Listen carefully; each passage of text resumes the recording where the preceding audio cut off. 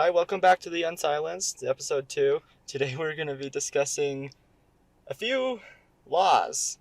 These Ooh. are recent laws that have just gotten passed or ones that have a lot of drama going around with them right now. Oh, we love that. Great. Okay. So the first one we have is actually a Tennessee law that requires that if a drunk driver kills a parent, they have to pay child support or financial support until the child is 18 every month. I agree with this law so hard. That's what she said. Because, I don't know, drunk drivers are stupid and you shouldn't be drinking and driving. And also, you just took that parent away who's, a big financial person in that child's life. So, yeah. So, according to WKRN.com, they say that drunk drivers who kill a parent or guardian in Tennessee will pay for their crime longer than any prison sentence under a new law that went into effect January 1st. The law, known as Bentley's Law, will require DUI offenders to pay child support if they kill a parent or guardian. Tennessee is the first state to pass this law, a law of this kind. And it comes back from Melinda Campbell's husband. Michael was hit and killed by a wrong-way drunk driver on I-65 in January 2015. She told News 2 many victims aren't financially prepared to support their families when their loved one suddenly is killed by a drunk driver. Well, I do really agree with this post. This law, if you were killing somebody, you're killing some kid's parent, you should be responsible for that kind of thing. Yeah, and I don't know, because, car accidents are so traumatic as is that, if you're killing someone's parent within that accident, you really need to take a look and be like, whoa, yeah, you're not the parent of that kid, but that kid just lost their mom or dad.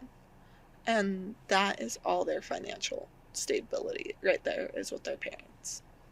Yeah, and there's been a lot of drama around this bill, though, is because if you are a drunk driver and you kill someone, chances are you don't have much money. Chances are you aren't going to be able to pay for this. So it almost feels like it's an extra punishment to them, which it kind of is. But this is to help the child because at the same time, that parent who has to raise their child alone now, that's rough. Also, fun fact, if you are drunk driving, and you aren't financially stable, you're probably spending all your money on alcohol, which, one, is not good for you. Two, get a grip on life and stop drinking. I don't know, maybe just a suggestion, but also, that kid is going to be traumatized for life from you. Are they, charging them with murder still, or no? Yeah, this is on top of their already DUI charges and manslaughter charges. Good. So this is on top, which is why a lot of drama has been going around, is because we don't know if this is going to actually financially be good, or if maybe this will end up coming out of taxpayers' dollars. You see, here's the thing. Taxpayers. We love taxpayers. We are taxpayers. Yes, we are. But if you think about it, would you rather, it's not going to come out of directly just one taxpayer. And when you take all the tax from one state, it's still, our taxes go to supporting prisons. That's true. With people who commit murder to families every single day. It's kind of funny where this law is coming from, because actually Tennessee has the lowest GDP of any state in the country, which means the lowest gross domestic product, which is how much money each person makes. So, it's coming from a pretty poor state, but then again, we're in the United States. We aren't necessarily considered poor. Yeah, even though, we're in miles and miles of debt, but we're so advanced that it doesn't really matter. Yeah. We are in a recession right now, but I don't feel like the recession would really have an effect on this. So I really do think that this is a good law. I think that there's going to be amendments to this law. It's going to change in some way or another, but I think it's really good that this law is, coming around now. We're kind of making it now, finally. Can we kind of make this a national law? I know that's a lot of work, but federal law? Federal. law right I there. don't know if we... That would take a lot. I mean, now that we have... Well, I mean, they just overturned Roe v. Wade, so why not just... But they overturned Roe v. Wade when all of the government was Democrat. Now we have part of the government that's Republican. I don't know if any laws are really going to be getting by anymore. I don't know. I feel like they will, and I feel like that law will be one that does get by. I feel like this is going to be a law that will get by through a lot of states. A lot of states will change it. I don't know if it's going to get adapted to a federal law. I feel like the only states that might not put it in effect is Texas. No, I can see Texas putting that into effect. What state has the most DUIs per year? Most DUIs. I'm gonna say California. What? I think. Hold on, I'm looking it up. What state has Wyoming? Wyoming. Wow, they have the lowest population. Is this like based off a percentage of population, According or is to the Zebra, the worst state for drunk driving in 2021 was Wyoming. The state ranks as the worst because it had the most fatalities per 100,000 people nationwide. Oh, North wow. Dakota, they only have like 400,000 people. North Dakota, which the insurance website ranks second, had the most DUIs driving under the influence. Wow. I guess if they're going off of like fatalities, then this law would really affect that. Yeah. I think this is a good law, and I think it really should get adapted. I do too. For this next one that is coming out, this is a really hot topic, is a law that got passed in Utah. Oh? It's the Utah ban on gender-affirming surgery for young trans people. Okay. It says right here that Utah's Republican governor on Saturday signed a bill that bans young people who are transgender from receiving gender-affirming health care as other states consider similar legislation. Okay, but like, what do they consider young? Anyone under 18? Anyone under 25? I believe this is under minors, but let's look here. So, it says right here, the governor, Spencer Cox, who has not taken a public position on the transgender care measure, signed it a day after the state legislators sent it to his desk. A day. You know, honestly, so I'm very right. If people on the internet want to know, I'm a very right-sided person, very Republican. But then there are also things I agree with Democrats on, like maybe there should be more gun control, but not like take away guns, but like gun control. Because I hunt, and if I got my guns taken away, I would be livid. Yeah. I kind of find it to be interesting how it took a day after it got to his office. I feel like maybe it should have been considered a little bit more. I know there was a lot of protests in Utah. There were a lot of protests about this. There was a protest on the internet, but there was also a protest on the actual grounds of the state capitol. Really? I honestly, in my opinion, I feel like this law should be in effect. Mainly because if it's minors, your brain isn't fully developed till you're 25. And within 18 to 25, and you decide to get that surgery, or 16 to 25, you decide to get a surgery that changes your gender, you cannot go back. No, you can't. It says Utah's measure prohibits transgender surgery for young people and disallows hormonal treatments for minors who have not yet been diagnosed with gender dysphoria. So if they get diagnosed, they could get it. With gender dysphoria, that almost kind of, I do have to admit there, that almost sounds like it's like, oh, you have to be diagnosed with an illness.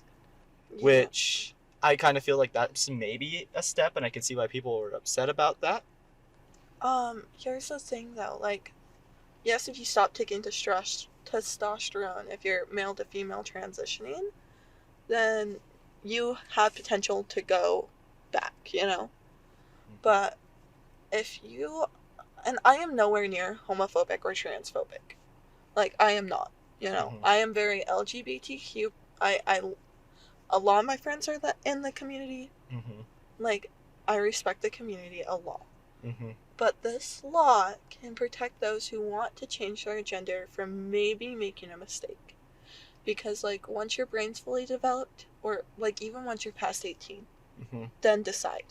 I feel like when you're younger, I mean, I used to play when I was a little kid. I'd be like, pretend I'm a girl. Like, that doesn't mean I am, Yeah. but it was just kind of playing around. And I feel like at a young age, which people are trying to like say that their kids at like 6, 7 years old are transgender, No. when they don't know what they want. Honestly, I would have no idea at that time. Like, that would not be something crossing my mind. Okay, at I'm all. just saying, this is another thing that irritates me.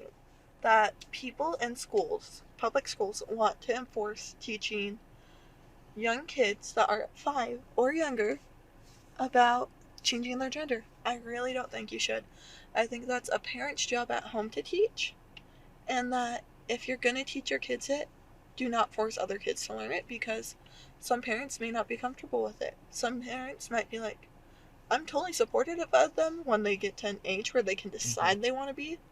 But I'm sorry, like, even I read this thing online. It was a bill that I was trying to get passed for no, it was Harvard.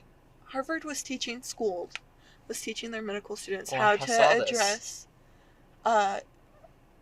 on what was it? Non-binary baby. And I'm like, okay, at this point it's coming down to science. Like, sex is male or female if you have boobs and a vagina, or if you have a penis. Honestly, when you're a baby, I don't think you're really mentally capable of anything close to deciding if you are non-binary. Yeah, and it's like, I mean, I get that, like, you can't physically control if your hormones go one way or the other. No, like, I am full LGBTQ on that. Like, you cannot control that, but you also cannot predict that as a baby. Especially as, like, a newborn infant. Excuse me? No, I'm sorry. If I have a baby, and, like, I know a lot of parents are like, oh, I'm gonna call my kid by they, them. I'm sorry, I won't do that. If I have a baby and and I'm told it's a girl until they're up to the age, I would say, like, 13 to 15. Where they can start deciding for themselves. Yeah, and then I will be fully supportive in whichever they choose, but I will not let them get surgery until they're past 18. You just don't want them to make a mistake in any way, and that sounds really bad, I know, but you don't want them to choose something and regret it later. Yeah. That's why we're making it so that they have to choose something like that after they have turned 18, when they're an adult and stuff like that. There is another statement from the governor himself that says, these permanent and life-altering treatments for new patients until more and better research can help determine the long-term consequences.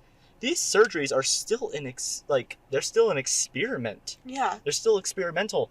Like, if something goes wrong and you get something ruined and you no longer can like function, oh well, that's something you don't want happen to you when you're younger than 18. Well, like, it's just like, I could never, like, I don't know. It's like, I know this is going to bring up another thing, because, like, in my head when I'm thinking about this, I also get brought up the idea of, like, if a woman's allowed to get her tubes tied and snipped or something. Mm-hmm. But you see, and there's laws that have it, like, there's some states that you can't do it without your husband's permission after you have 3 kids. There are some states that require that, but, like, then there's but, like, I'm kind of on the woman's side on this.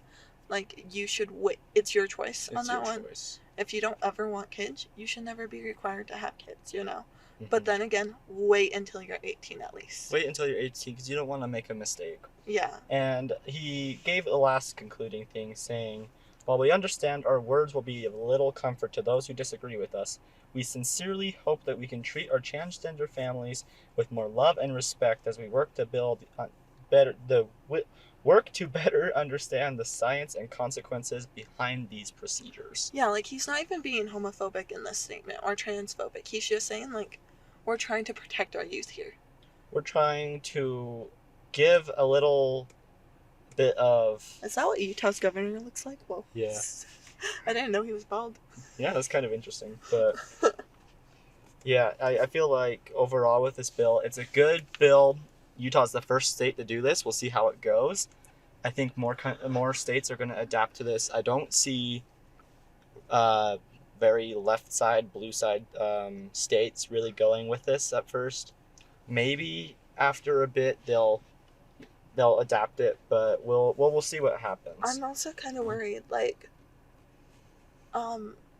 is this gonna come back in, like, the LDS Religion's church's face? Yeah, they really are. Yeah, the Utah is known for the LDS religion, the Latter-day Saints. So, like, will this come back in their face? You know, like, I don't know. I feel like there's a lot of drama between the LDS religion and Utah. a lot of drama between LDS religion, Utah, and especially LGBTQ. Which, yeah, it's like, I mean, Christianity as a whole, but I feel like the LDS religion does tend to get targeted a lot more than other Christian religions. Yeah, and yeah. Okay, what's next? Yeah. Okay, so next we have an interesting bill that got it was presented in Congress about making a deal with Israel, U.S.-Israel deal on artificial intelligence advancement. You want to know what the key factor and changing point of this entire topic is? ChatGPT? The entire bill was written by ChatGPT and then got altered by the congressman. Just like he just did a little few edits, fixing it up. But the entire thing actually got written by an AI. Here's the thing, low-key love AI to some degree. Other AIs kind of creep me out, but like ChatGPT I love. Well, AI is such an, like, the movies make it seem so bad. I'm very invested in technology. I keep my research up on it, and I've done computer programming before. I keep up with it, and AI is something that is so interesting to me.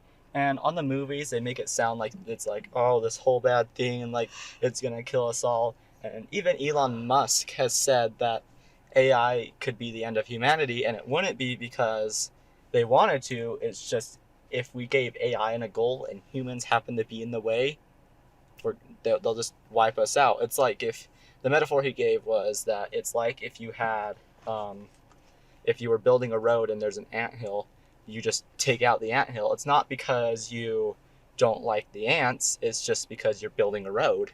But would you be able to cancel the AI from being able to? That's why restrictions come in place. And AI is nowhere near that advanced right now. Nowhere near.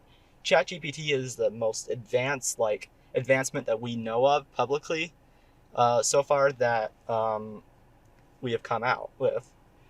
Interesting fact, though. Do you know who the biggest employer of artificial intelligence engineers is in the world? Elon Musk. No. Oh. The government. I believe it. Do you ever hear of AI advancements from the government? No. They're just hiding it. Okay, Conspiracy theories. What government though? Like Russian government? U.S. Oh yeah. Yeah. This is in the U.S. Sorry, it's not in the world, but in the U.S., the biggest employer of artificial intelligence engineers is actually the government, which kind of is interesting because you never hear of advancements. So it's like, what is the government using that technology for? Because if they have the most, that's kind of crazy. That's kind of scary though, if you think about it, because I'm pro-government, but also pro-not government. Yeah, I don't know. It's kind of interesting. Here in the AP News, it says, when U.S. Rep. Jake, I don't know how to say that last name. Let's see. Auchincloss? Auchincloss. I have no idea. Decided to deliver a speech on a bill that would create a U.S.-Israel Artificial Intelligence Center. He opted to let the AI do the talking. The brief 2-paragraph speech read by Massachusetts Democrat on the floor of the U.S. House on Wednesday was generated by the AI chatbot ChatGPT. His staff said that they believe it's the first time an AI-written speech was read in Congress. I believe it. Auchincloss said that he prompted the system to write 100 words to deliver on the floor of the House of Representatives about the legislation. Auchincloss said that he had to refine the prompt several times to produce the text he ultimately read. The bill, which Auchincloss is refiling, would establish a joint U.S.-Israel AI Center in the United States to serve as a hub for AI research and development in public, private, and educational sectors. Auchincloss said that part of the decision to read a ChatGPT-generated text was to help spur debate on AI and the challenges and opportunities created by it. He said that he doesn't want to see a repeat of the advent of social media, which started small and ballooned faster than Congress could react. Basically, they're saying they don't want something like ChatGPT to blow up as fast as it did. It blew up like crazy. Congress didn't have time to react to that. But now they Honestly, are, and they don't want that happening again. I love ChatGPT on a side note. Very smart. Gets your test done for you. It's quoted to say, "I'm the youngest parent in the Democratic Houses, and AI is going to be part of my life, and it could be a general purpose technology for my children." He's aged 34. Well, I mean, to be in the Senate, you have to be at least 25. Yeah, to be president, you have to be 35. He's not even old enough to be president. Wow. I think AI is going to be changing the world real fast. There's even debates on if ChatGPT is going to kill Google or if Google is going to kill ChatGPT. Honestly, there is huge debates, and it's I love a big Google thing. and I love ChatGPT, but I love them for different reasons. Yeah, but think about it. You have Google, which you type, and it just does a series of elimination, and it finds out what you want, and it uses an algorithm. Whereas ChatGPT is an intelligence that can scan through, find answers, and deliver it to you on the spot like that. Okay, but especially for those who have to write papers, you go through so many different articles you find on Google. ChatGPT won't give you those articles. It can go through. So what you can do is you can ask it for the sources of a text that you have generated, and it can give you the sources to all of the articles it found. Okay. And it can even program for you and give you the sources it found from there. True. Okay. It's a crazy technology. I don't know. I feel like it will be a good thing and a bad thing depending on how it's used. Yeah, definitely. And for another different thing, we have a BLM, Black Lives Matter, money misinformation. Ew. So after raising $90 million in 2020, Black Lives Matter only has $42 million in assets. What happened to the other 48? $48. $48 million? Yeah. They lost over half their money. And because of destroying government property? Let's not be hasty, but well, that's what happened. Well, let's not be hasty. It's just crazy. There was a lot of misinformation, and it turns out that a good 10 million of it was actually spent on drugs, alcohol, and immigration, like movement from Mexico and the U.S. border, illegal immigration movement, as well as the sex trade. That's a no-no. Yeah, there was a lot, and I'm not going to give full-on things about it because it's a very sensitive topic, and I'm not a professional in research about it at all, or in any way, and we don't want to be attacked. However, the facts state what has happened. They've lost $48 million in the money that the people gave to them to try to be equal. They have attacked people. Mm-hmm. They have attacked government agencies. This isn't just a peaceful protest. It has gotten to where it was violent. Yeah, well, I mean, what was it? It was in 19-something. The government actually had to send in troops to, I don't remember what state it was, to a specific state, because of a riot. And that, I'm honestly, you see, I get where they're coming from with Black Lives Matter. Mm-hmm. I really do. I mean, I believe all lives matter. Yeah. Everyone matters. Everybody should be treated equally. Everyone should be treated equally, down to the facts. No race is better than the other. No. No gender is better than the other. No. No, like, there is so much that people don't get, and it's like, okay, well, if you're gonna say Black Lives Matter, but then when you're asked, do, you know, Republican Black Lives Matter? No. Do Black cops' lives matter? No, they're cops. Well, do you see where you're going wrong with that statement? And all the police reform that they've done, the crime has gone up so much. But I believe that everything should be equal, and I believe that there does need to be change. There needs to be change in education. There needs to be change in the because there is separation still in some areas where people will stay separated in their communities. I feel like there needs to be more diversity in communities. We shouldn't just be in our own little bubble. I mean, if we want to be equal, we need to diversify. We need to work on becoming equal. I feel like a lot recently there's been a lot of attack on being white too, though. Oh, that attack is freaking stupid. It's like, y'all are attacking people for being, like, y'all are always like, you can't choose the color of your skin. Then stop attacking whites. Mm-hmm.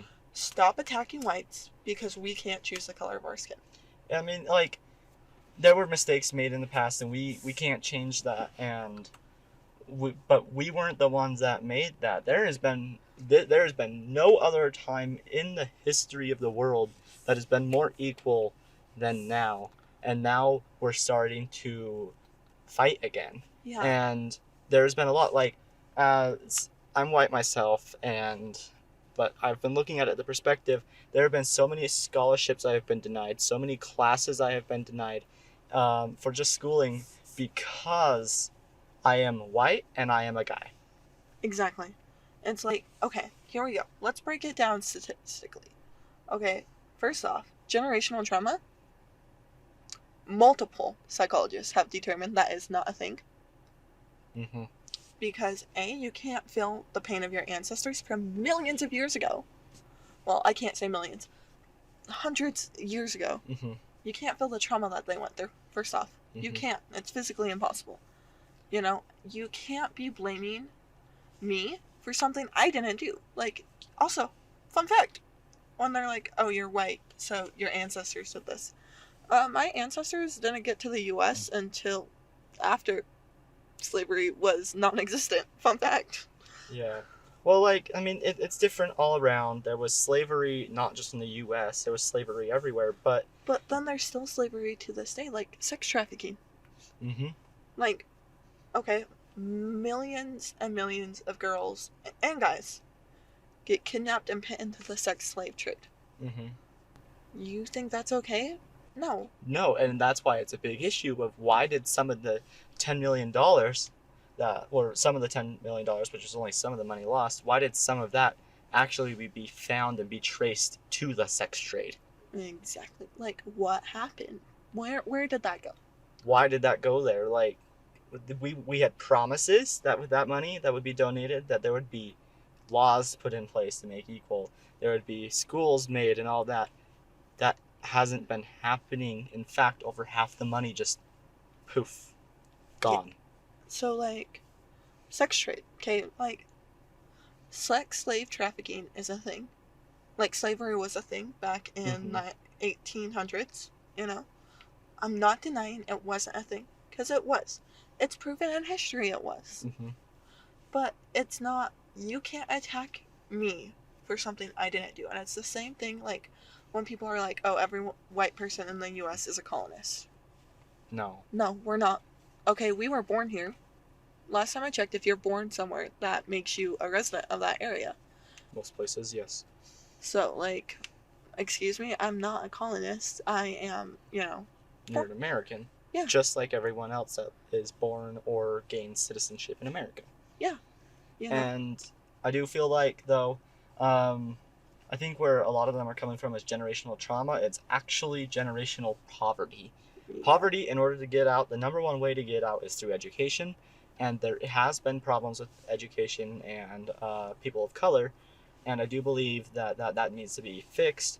However, there's also been a lot of times where the culture, the black culture, hasn't stepped up to the plate. Almost, it's almost like that. I don't mean to make that sound rude, but there has been opportunities. I have been denied so many opportunities with schooling because I'm not black, but some of those scholarships just go empty.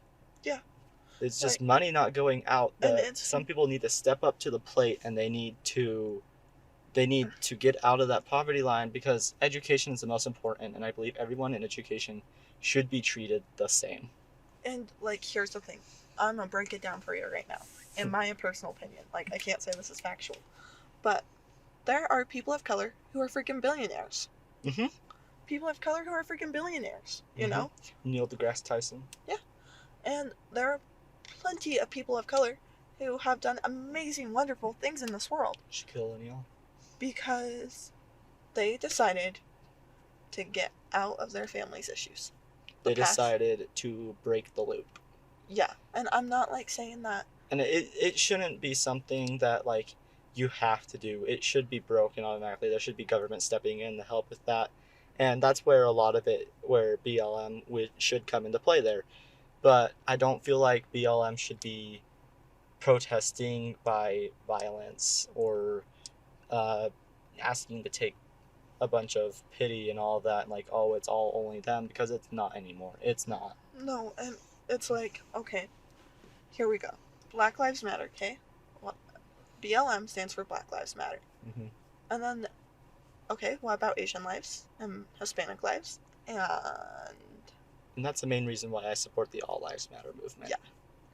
I have been a firm member of ALM for, well, not firm member, but I support ALM more than BLM because it's not specific. Inclusive.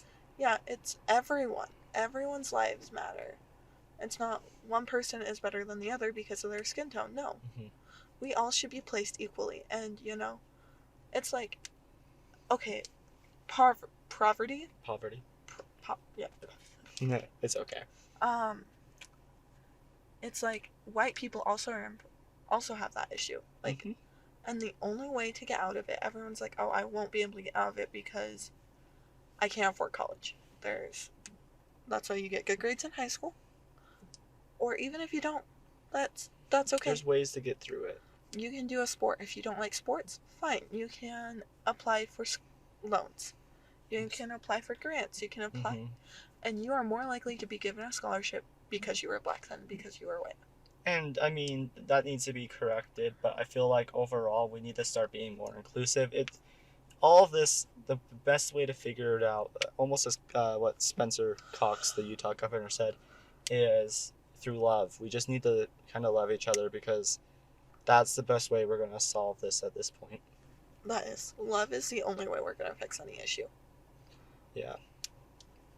Well, is there any other topics we're hitting on today? I had a couple more, but I think we'll save them from another podcast because this went a little longer than I thought it was going to, but that's okay.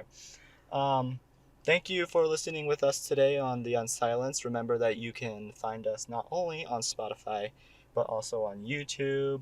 We're signing up for Google Podcasts right now, and Instagram. We are on Instagram, TikTok, Facebook. You can find us there. We have our website. You can find us there at unsilencedpodcast.com. And we're hoping to also become more available on other podcast services such as Apple Podcasts and Amazon Music Podcasts and other ones. We just have to work to get there. And please remember, like, this is not a personal attack at anyone. No. This is personally our opinions, where we believe we stand, where things stand. We're not personally coming after you or your family or anyone. We're just stating our opinion. Like, you can have an opinion completely different than mine, and we can still get along. All of our opinions matter, and that's why this podcast was made. We were here to make open, honest discussions, and we want to hear from you. We don't want you to just be silent or just get offended. We want to hear your opinions and we want to adapt and understand better.